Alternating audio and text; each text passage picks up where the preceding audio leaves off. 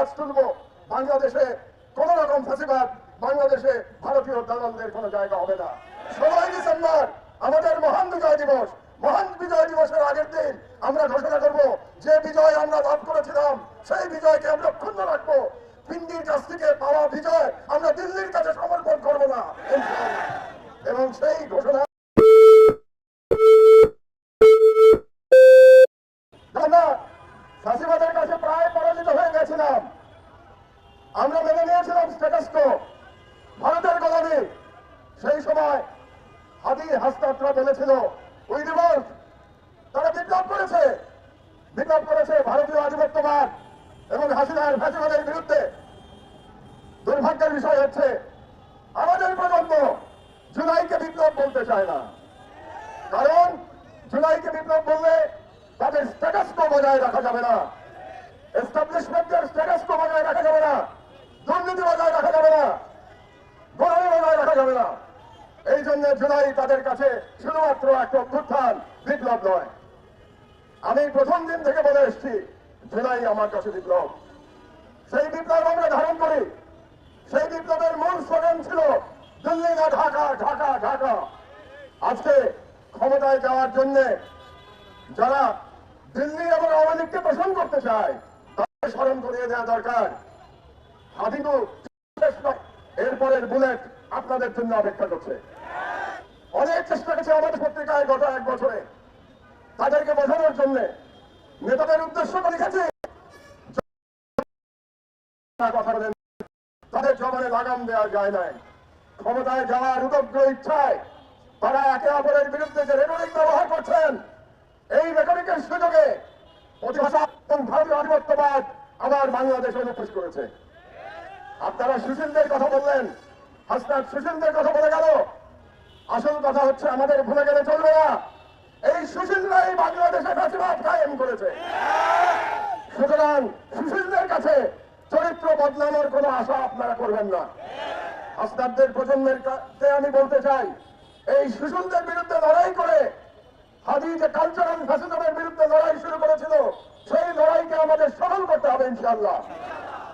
সুশীলরা সুপথে ফিরবে না, কালচারাল ফ্যাসিস্টরা তাদের চরিত্রে অবিচল থাকবে। আমাদেরও স্বাধীনতার ডাক নিয়ে স্বাধীনতার পতাকা হাতে আমাদের লড়াই অব্যাহত রাখতে হবে।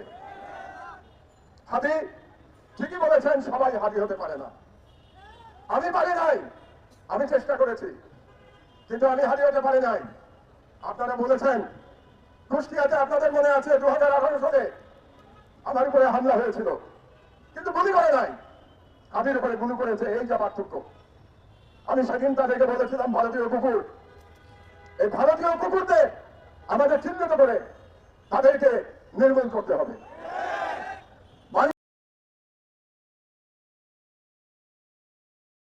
বাংলাদেশে ফ্যাসিবাদের কোন আইকন থাকতে পারবে না। সুশীলত্বের বয়ান হচ্ছে আইকনদের কাজ করা যাবে না। তার মানে তারা ফ্যাসিবাদের রুট বজায় রাখতে চায়। ফ্যাসিবাদের রুট নিক্ষেপ করতে হবে বঙ্গোপসাগরে। ফ্যাসিবাদের কোন আইকন আমরা মানি না।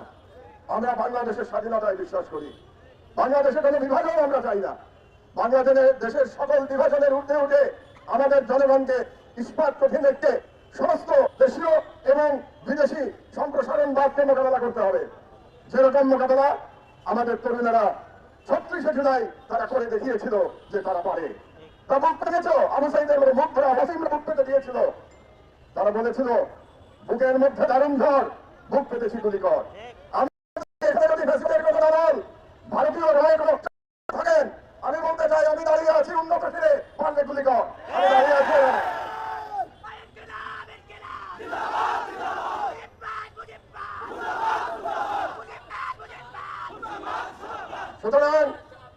সুতরাং আমাদের লড়াই অব্যাহত রাখতে হবে। এক হাদিকে গুলি করে আমাদের এই যুদ্ধ থামিয়ে দেওয়া যাবে না। আমাদেরকে আজকে সকলকে সম্মিলিত ভাবে বলতে হবে, আমরা হাদিরকে ফলো করে আমরা আমাদের মঞ্জিলে পৌঁছে যাব ইনশাআল্লাহ। আরেকটি ঘোষণা আপনাদেরকে করতে চাই।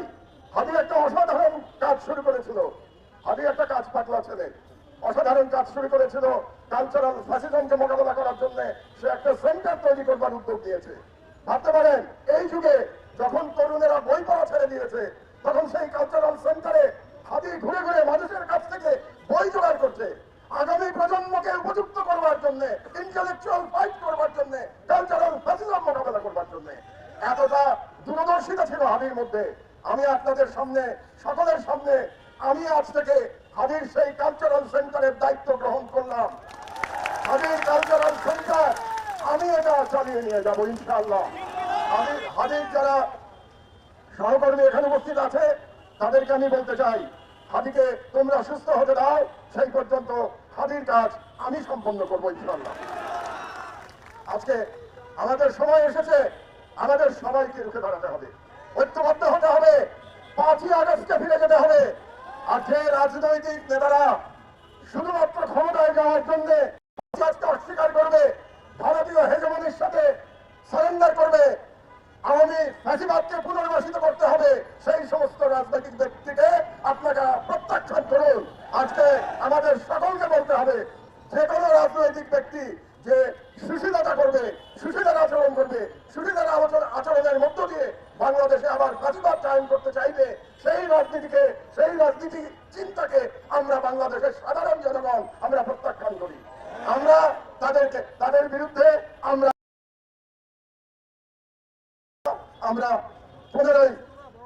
15 তারিখে সোমবার ইনশাআল্লাহ করবো। আর সর্বশেষ কথা আমি সরকারের উদ্দেশ্যে বলতে চাই, এই সরকার জুলাই যোদ্ধাদের নিরাপত্তা দিতে সম্পূর্ণভাবে ব্যর্থ হয়েছে। হাদির উপরে হঠাৎ করে আক্রমণ হয় নাই, হাদির উপরে যে আক্রমণ হবে সেটা বারে বারে জানান দেওয়া হয়েছে।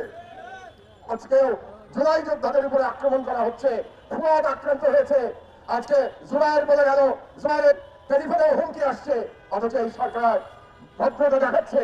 তারা এখন পর্যন্ত কোনো কমলিং অপারেশন চালাতে পারে নাই, অস্ত্রধারীদের গ্রেপ্তারের কোনো অ্যাকশন তারা দেখাতে পারে নাই। আমি এই সরকারকে 48 ঘন্টা সময় দিচ্ছি, 15 তারিখের মধ্যে তারা যদি হাদির হত্যাকারীদের হত্যা করার যারা চেষ্টা করেছে আততায়ীদের, তাদেরকে গ্রেফতার করতে না পারে, তাহলে 15 তারিখ শহীদ